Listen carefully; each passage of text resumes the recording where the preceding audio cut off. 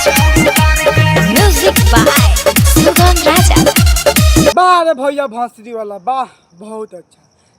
देखा तारा भाई लोग कैसे भौजी सुतल बिया, भैया ऊपर से चढ़ के भौजी के ढोनी पकड़ के भैया के मतलब भैया सटावल चाहता। ए भैया हम तक भौजी के लांगा उठा के अपेल तक भौजी नु मुत दो तका हाल बा। आज हम फिर से बात कैले बानी भोजपुरी गाना के बारे में बात कैले भाई। आज के वीडियो भी बहुत खास बा, ऐसे कहल चाहता नहीं कि वीडियो पे पूरा देखा भाई बहुत मजा आई। तो वीडियो बनाने के बस एक ही मकसद बा, एक ही मकसद रहेला आप सभी को दिल से हंसाने के लिए, ना किसी को दिल को ठेस पहुँचाने के लिए। तो बिना कोनो लाओ लहसुन के आज के वीडियो स्टार्ट करता हूँ। वाह रे भौजी भोंसरी वाली वाह बहुत अच्छा। कि कौन खेला खेलम राजा बोली पहिला प्यार के।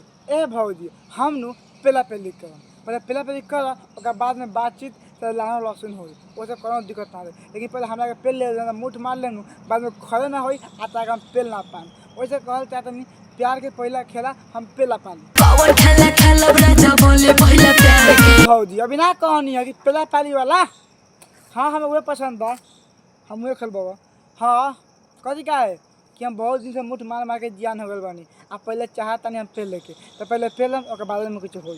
हम सच कहता नहीं अगर पहला खेला खेले के बाद उहे खेला खेलम, खेले के बाद खेल आ ना खेलबे तो कह हम जानी पलंग से उतर के। हमरा और बहुत काम बा करे के, तेरे खाली पास करे नहीं के टाइम हमरा काम करे के बा। पहले पहले करब रे वाह रे सरौ झांटी में क्या ढील वाह बहुत अच्छा।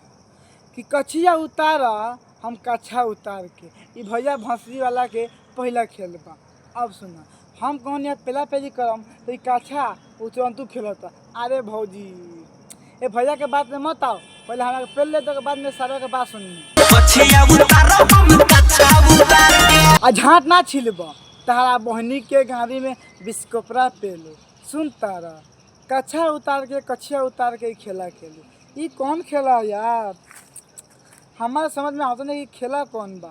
देखा भैया वो खेला ना खेलबा हम कौन अच्छा खेला बात तो बताओ मतलब हम जाता नहीं। तार जो खेला वो कच्छा कछा उतार वाला खेला कौन खेल रे। अच्छा डाना उसुक जाई हमारा डांड के। देखा भाई लोग भौजी के बौचोदी भैया कहता कच्छा कछिया उतार हम कच्छा उतार के तो ये बहन जब कहती है कि डाना उसुक जाई मतलब देख लो। ए भौजी खाली कछिया खोले के बा तारा गाड़ी में पेले के नहीं खे कि तारा डाना उसुक जाई तो नारा उसुक जाई। तार बहन जो इतना बकचोद भौजी कहाँ से हो गए रे। हम तो कहनी कि हम भौजी समझदार बा लेकिन तू पक्का लंचट बा। तार बहन चो कच्चा खोल ए तार बहन चो भौजी तहार डांड के नारा उसके तहार गांड फाड़ के खून निकल जाए ओसे हमरा कुछ ले दे के नहीं खे। हमरा बस खाली पेले के बाद पहले कच्छा उतारो हम सब कहल जानी। तू काहे कहले बहन चोद कि कौन खेला खेलम पहला प्यार के। हम पेला पेली खेलम पहले बार बोल दिल बानी हमरा वो चाहे तो चाहे हम मुठ मार के ना दियम। बहन चोद कहीं क्या भाग यहाँ से। हाँ ये बात तो बिल्कुल सही कहल है कि तू कछिया उतार हम कच्छा उतार के। भैया पटा का पेला बहुत खुश बिया भौजी बहन चोद बहुत खुश बिया। कहते कौन खेला खेलम पहला प्यार के। हम तो कहते नहीं भैया जैसे कहत बिया कि पहला प्यार के खेला खेले वाला तब भौजी के गाड़ी में ऐसा कूद के पेला कि आगे पोके मुते लागे। ए भैया ऐसे कहबा तो भौजी नाच हम सच कहते नहीं भैया। अगर ऐसे कहता तो भौजी कबो ना मानी। भौजी के पहले ही पटा के पेला भौजी के लाम चटाओ तब भौजी मानी अगर ना मानता हम सच कहता नहीं। हम झूठ ना बोलते नहीं भैया सच कहता नहीं। पहले भौजी तू पटा के पेलो आ भौजी कह कि जल्दी खोल तो अगर अपना से खोलम तो आगे पेलो पीछा ना। अरे बुढ़ छू न वाह क्या बात है।